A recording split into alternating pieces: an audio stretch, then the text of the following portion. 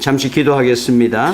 하나님, 방금 우리 교회의 차세대 지도자들이 일어나리라, 그리고 나로부터 시작되리라고 하는 아름다운 찬양을 하나님께 드리며 그들의 결단을 보게 됩니다. 이들을 크게 축복하여 주시옵소서. 거룩하신 하나님, 오늘 말씀을 듣겠습니다. 우리에게 간절한 마음을 주시옵소서. 전하는 자에게 성령으로 역사하여 주시옵소서. 예수 그리스도의 이름으로 기도드립니다. 아멘. 자, 오늘 본문은 지난주에 데살로니가에서부터 유대인들이 강하게 저항하는 바람에 이제 급하게 이 바울과 실라가 이동을 해서 베레아라는 곳으로 이제 이동을 하게 됩니다.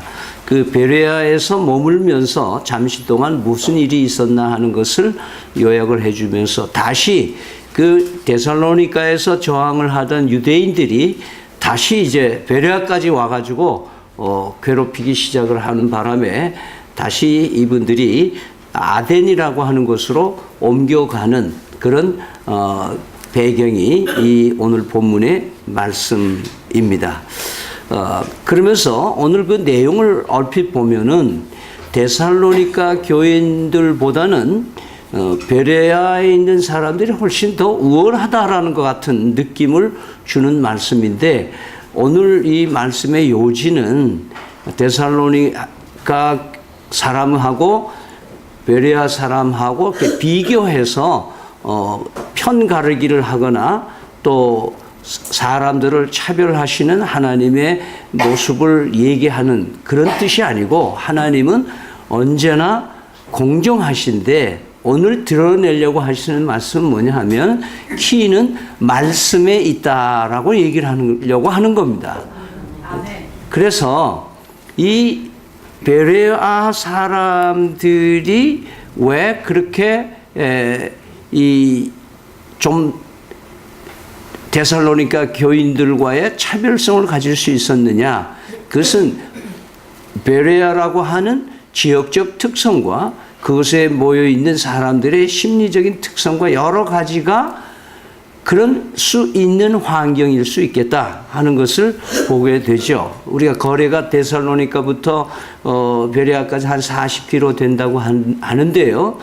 상당히 작은 도시지만은 그러나 상당히 고급스러운 이 헬라의 문화가 자리 잡고 있는 그런 모습을 우리는 보게 됩니다. 그러면서 여기서 강조하는 것은 베레아의 사람들이 성경에 대해서 어떤 태도를 가졌느냐 하는 것에 우리의 주목을 끌게 하시는 말씀입니다. 왜냐하면 베레아라고 하는 이곳에는 교회가 설립됐는지 안 됐는지 우리가 역사적으로 찾을 수가 없어요. 왜냐하면 사도행전에 그 이후에 베레아라는 단어가 다른 데 나오질 않습니다. 단지 사도행전 20장 4절에 가면은 소바더라고 하는 사람은 베레아 사람의 소바더라는 사람에 대한 언급만 하지 이 베레아란 말을 안 하고 있습니다. 그렇기 때문에 하나님께서는 이 베레아 사람들을 통해서 하나님의 말씀을 대할 때 어떤 태도를 대하는 것이 좋은 태도인가를 우리에게 알려주시기 위해서 이 베레아 사람들을 언급한 것으로 이렇게 인식이 되고 있습니다.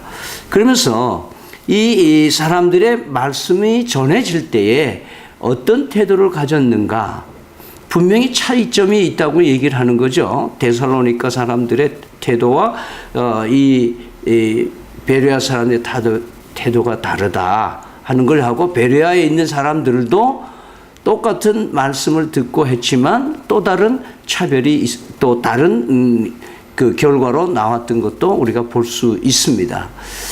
그래서 예수님께서도 이 상황을 얘기를 하신 적이 있죠. 여러분 그 마태복음에 보면은 씨 뿌리는 비유가 이제 13장에, 또 마가복음에는 4장에, 또 누가복음에는 8장에 이제 그 씨 뿌린 자의 비유가 나옵니다. 그 씨를 뿌린 자가 씨를 뿌릴 때에 어떤 씨는 가시밭에, 돌짝밭에, 또 어떤 시는 길가에, 또 어떤 시는 옥토에 뿌려졌다. 그렇게 얘기를 하면서 이 각자의 말씀을 받는 말씀의 씨는 똑같은 말씀의 씨인데 그것이 어떤 마음밭에 떨어졌느냐에 따라서 그 결실과 결과는 현저하게 달라지고 있다. 그러니까 말씀에 문제가 있는 것이 아니라 받는 우리의 마음의 태도에 변수가 있다. 이렇게 말씀하고 있는 것이죠.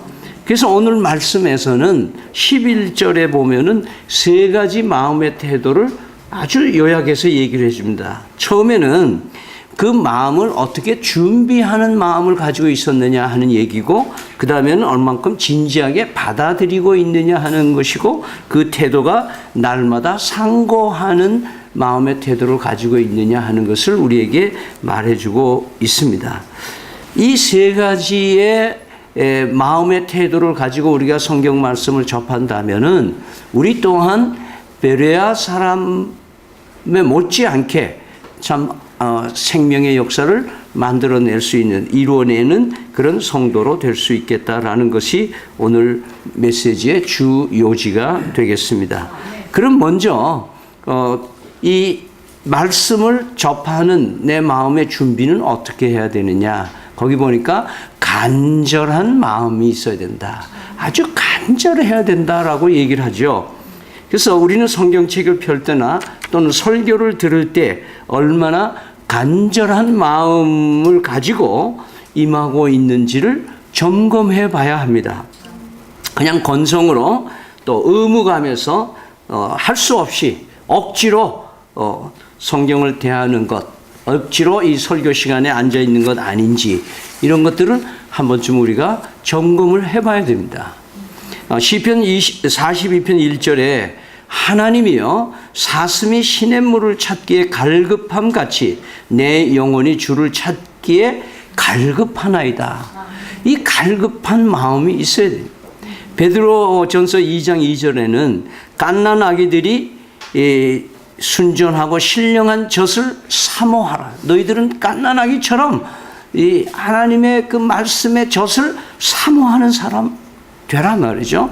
그로 말미암아 너희로 구원에 이르도록 자라게 하려 함이라. 그래서 이 우리가 하나님의 말씀 성경을 대할 때에 간절한 마음이 있느냐 이거예요.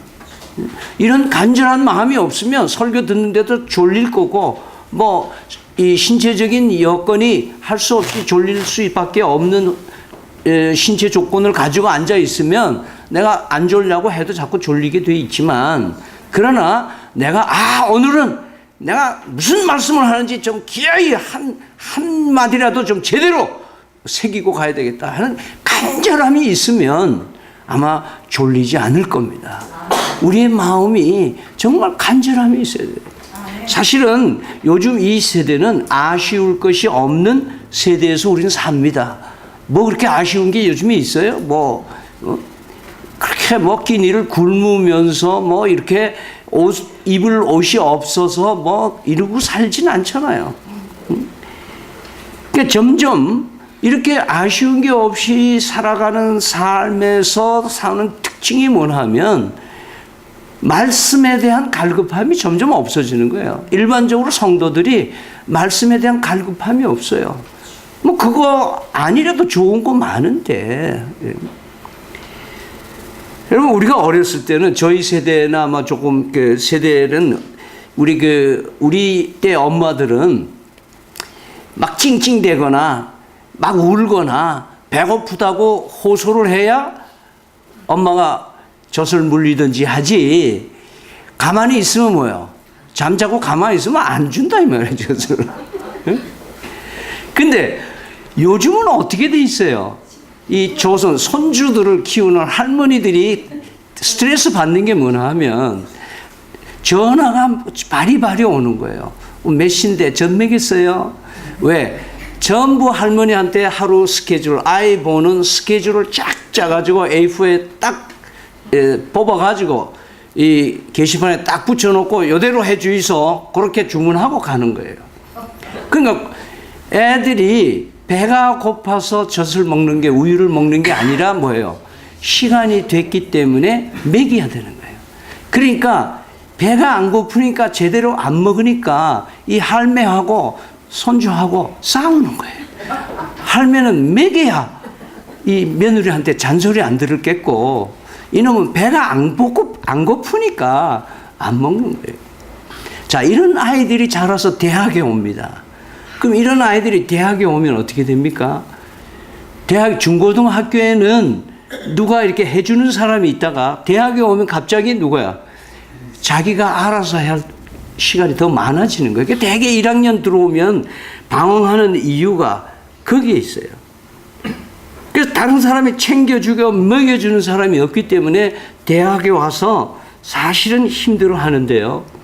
그렇기 때문에 대학은 또 어떻게 하고 있느냐. 제가 지난 목요일 날 고신의대 체프로에 가서 설교를 하고 그 의사들하고 그 원목하고 이렇게 앉아서 얘기하는데, 목사님, 요즘에 의사가 되는 거 어떻게 하는지 압니까? 그래요. 입학식에서부터 의사가 되는 데까지 딱 트랙을 만들어 가지고, 마침 여러분들이 뭐 이 갈매길을 걷는 것처럼 트랙을 떼서 제 입학하면 뭐 해야 되고, 뭐 해야 되고, 2학년 때는 뭐 해야 되고, 3학년 때 뭐 하고, 그 다음에 예과 지나서 내 본과 들어가면 뭐 해야 되고, 딱 트랙을 그대로 해가지고, 그것만 쭉 따라서 하면 어느 날 의사가 된다는 거예요. 그러니까 무슨 의사가 되기 위해서 어떤 무슨 가치나 철학이나 인간성이나 인격이나 자질이나 소명, 이런 거는 뭐 별로 고민 안 하고도 의사가 된다는 거예요. 이것이 오늘날 대학 교육으로 가고 있는 거예요. 이와 비슷한 현상이 교회에서도 나옵니다. 우리 교회는 여러분들이 제가 파타임으로 섬기기 때문에 불이익을 많이 당하고 있어 왔지만요. 사실은 큰 교회, 좋은 교회라고 소위 말하는 교회들은 어떻게 됐냐면요. 새신자 교육, 그 다음에 다음 단계 무슨 이 성경 입문, 그 다음에 뭐 제자도, 뭐 그 다음에 또 뭐 무슨 성경 공부, 무슨 공부, 그래가지고 이제 마지막에 고급 공부까지 쫙 해서, 그러니까 교인들이 교회 오면 그대로 이 시스템에 딱 짜여준 대로 착착착착 교육받고 가면 어느 날, 아, 이 사람은 대단한 우리 교회가 생산된 훌륭한 교인이다라고 본인도 그렇게 여기고 교육자도 그렇게 평가하고 재직도 되고 뭐 큰 일꾼으로 세워지기도 하는 그런 시스템화되어 있는 교육 프로그램이 교회도 있는 겁니다. 그런데 그렇다면은 그렇게 생산된 교인이라면 성숙되고 사회에 영향력이 있어야 될 거 아니에요. 그렇죠? 그런데 그렇게 생산된 훌륭한 크리스찬이 많이 있는데도 불구하고 점점 이 교회는 사회를 향해서 좋은 영향력을 끼치지 못하는 사회가 되어 있다는 것은 뭐를 얘기하느냐. 이런 짜여지고 규격화된 교육으로는 사람을 생산해낼 수 없다라는 것을 말씀하고 있는 것입니다. 그래서 우리는 왜 그러냐 하면 우리 인간은 다양합니다. 여러분, 우리 젊은 친구들 공부 못한다고 기죽지 마세요. 하나님이 나 공부 못할 수 있도록 해줄 수 있는 환경도 있을 수 있고, 내 기질도 그렇게 할 수 있고, 내 IQ도 그렇게밖에 안 하게 만들어 주실 수도 있는 분이세요. 그분은 전지전능하세요. 그분은 주권자예요. 근데 그거 가지고 떨지 마세요. 여러분, 어르신들도 내가 이 나이가 된데 뭐 이만큼 아무것도 뭐 없다 그러지 마세요. 하나님은 한 사람 한 사람을 독보적으로 존귀한 존재로 창조해 주신 줄로 믿으시길 바랍니다. 예를 들어서 복제 인간이 10명이 있다, 또는 로봇가 10개가 있다. 그러면 똑같은 뭐예요? 9명은 폐기시켜버리고 뭐예요? 하나만 쓰면 돼. 응? 하나만 꼭 필요한 게 꼭 그것밖에 없으니까 10개씩 뭐 9개씩 다 필요가 없는 거예요. 그래서 하나님께서는 한 사람 한 사람에게 고유한 삶을 디자인해 주셨어요. 이것이 하나님의 형상인 줄 믿으시길 바랍니다. 나는 하나님의 위대한 작품이라고 할 수 있는 건 뭐냐 하면 나와 같은 사람이 둘이 있을 수 없다라는 거예요. Only one, 하나밖에 없기 때문에 하나님이 그 사람만을 위한 일들을 준비하고 계시고 대기하고 계시고 쓰시기를 원하고 계시고 그 사람만이 갈 수 있는 길들을 예비해 두시고 가게 하시는 거예요. 그렇기 때문에 데살로니가 사람, 베레아 사람 이렇게 얘기하는 게 아니에요. 베레아 사람은 베레아 사람으로, 데살로니가 사람은 데살로니가 사람으로, 대한민국 사람은 대한민국 사람으로 길이 보존하게 돼 있는 거예요. 아무리 지지고 볶고 이 염색하고 별짓을 다 해도 한국 사람은 한국 사람이에요. 예? 우리가요, 사실은 남의 헤어스타일, 남의 옷 입는 거, 이런 유행에 민감한 시대에 살고 있어요. 우리 한국 사회가 전부 그래요. 그래서 남하고 비슷해야만 되지, 남들하고 좀 다르면 안 된다고 생각하는 스트레스를 받기도 하고, 자기 자식이 좀 별나면, 니는 왜 이래 별나노? 그래요. 저는 별나다는 소리 많이 들었어요. 별나기 때문에 요만큼 살고 있어요. 별나야 됩니다. 한번 보세요. 아, 이 사람 참 별나네. 한번 해보세요. 이 총각 별나네. 이 별난 게 욕이 아니에요. 그렇잖아요. 네?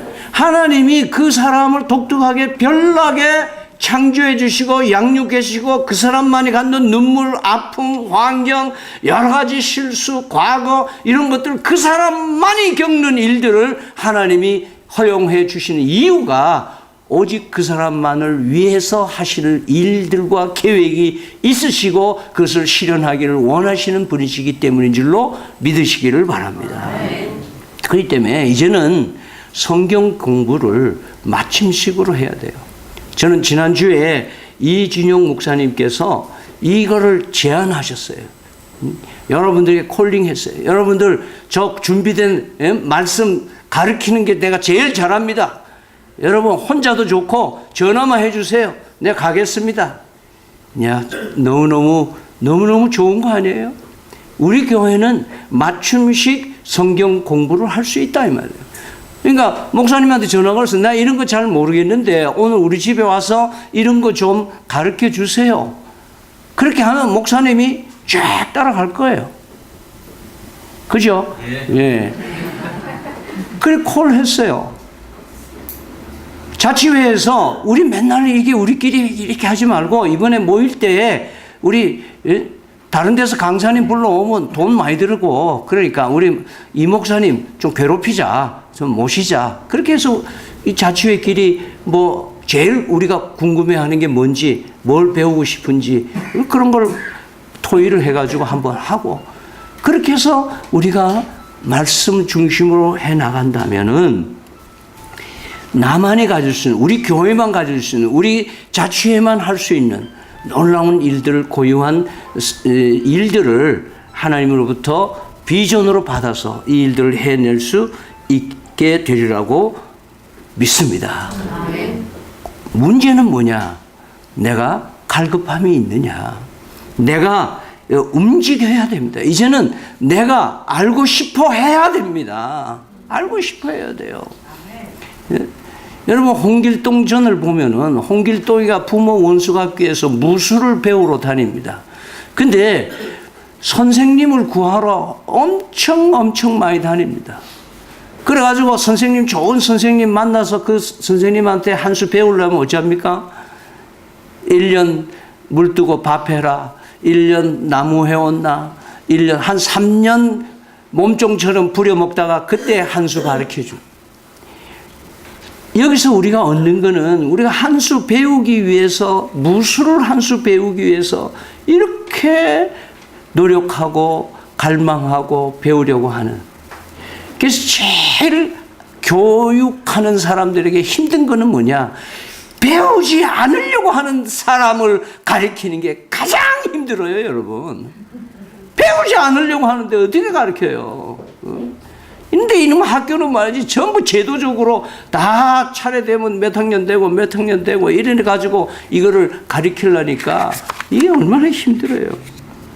여러분, 이 갈급한 마음을 달라고 기도할 수 있기를 바랍니다. 난 왜 이렇게 맹숭맹숭해? 난 뭐 이렇게 와닿는 게 없어? 여러분, 하나님 나에게 갈급함을 주시옵소서. 기도할 수 있기를 바랍니다. 두 번째는 받아들입니다. 열린 마음으로 가르침을 받고 순전하여 받아들이는 태도가 필요한 것입니다. 마치 이것은 상고한다는 단어하고는 좀 다르다고 여길 수 있겠습니다. 그렇지 않습니다. 받아들임이 상고함과 연계돼서, 상고한다는 것은 고민해 본다 이거예요. 생각해 본다. 깊이 있게 그 말씀을 되새김질 해보는 것을 말하는 거예요. 그러니까 이것이 진짜냐 가짜냐 이걸 검증하라는 말이 아니잖아요. 하나님의 말씀을 받으면, 하나님의 말씀을 받는 갈급함이 있어 하나님의 말씀을 아멘으로 받기 시작하면은 그 말씀이 성령의 도움을 받아서 정리가 됩니다. 이건 이런 데 필요한 말, 이렇게 말씀하시는 거구나. 그렇게 해서 되새김질을 하고 상고하면 되는 것이죠. 그런데 이 상고한다는 오해하는 것은 참 우리가, 사실 저희 목사 같은 사람이 제일 설교 듣고 은혜 받기 힘든 직업을 가진 사람입니다. 그래서 어떤 사람의 설교를 딱 들으면 이게 신학적으로 맞나, 앞뒤가 맞나, 저건 왜 저런다, 이렇게 다 하는 거예요. 그렇기 때문에 평신도 중에 신학교를 나온 평신도가 있는 교회는 목사가 설교하기가 힘들어요. 왜? 그 사람들은 꼬치꼬치 따져요. 이 베레아 사람들처럼 상고하라고 했다고 그렇게 하는 거예요. 이 상고하는 건 그렇게 해서 따지는 게 아니에요. 요즘 지식이 높아지니까 우리가 성경 말씀을 언제나 보면은 분석하고 따지고 사전 찾고 자꾸 이렇게 보면은 뭘 하느냐, 뭐가 없냐면 이 머릿속에서는 말씀이 움직이는데 어디까지 안 내려와요? 가슴까지 안 내려오는 거예요. 감동이 없는 거예요. 그래서 이 받아들인다는 건 거기 있는 거예요. 우리가 영화를 보거나 이 드라마를 보면 울기도 하고 웃기도 하고 하는데 왜 우리는 성경 말씀을 읽고 보면서 울지도 못하고 웃지도 못하고 이렇게 냉가슴으로 성경을 대하고 있는가? 이것은 깊이 있게 우리가 반성해 봐야 되고 우리 자신을 점검해 봐야 돼요. 이게 심각한 거예요. 특히 여러분 요즘에 원이어 바이블 하면 예레미야 애가서를 여러분 보셨을 텐데 이렇게 쪽하면 우는 울보 예레미야를 보면서 야, 저는 그렇게 생각했어요. 야, 나한테 펑펑 울어본 적이 언젠가 한번 생각해 보니까 많이 없더라고요. 예? 어머니 돌아가셨는데도 펑펑 울어보지 못했어요. 야, 내가 이렇게 메말라 있는 사람이구나. 오늘 하나님의 말씀을 듣는 사람, 받아들이는 사람. 옛날 부흥사들은 그렇게 얘기했죠. 처마 밑에 물을 받으려면, 처마 밑에 낙수가 떨어지면 물을 받으려면 독을 뒤집어 넣으면 안 되고 바로 나와라. 바로 나와라. 네? 그러니까 우리가 하나님 향해서 입을 팍 벌린다는 표현, 듣겠다고 하는 마음, 열린 마음으로 착 벌리고 말씀을 들어야지. 빼딱 해가지고, 요래 되면은 물이 찰 수가 없어요. 그러니까 우리의 마음이 적극적으로. 그래서 히브리서 4장 2절 말씀에 그들과 같이 우리도 복음 전함을 받은 자이나 들은 바 그 말씀이 그들에게 유익하지 못한 것은 듣는 자가 믿음과 결부시키지 아니함이라. 하나님의 말씀은 듣기는 들었는데 뭐 하지 않았어? 믿음으로 내가 받아들이지를 않았기 때문에 말씀의 효력이 발생하지 않는 것이다 그 말이죠. 오늘 열린 마음으로 그리고 믿음으로 마음을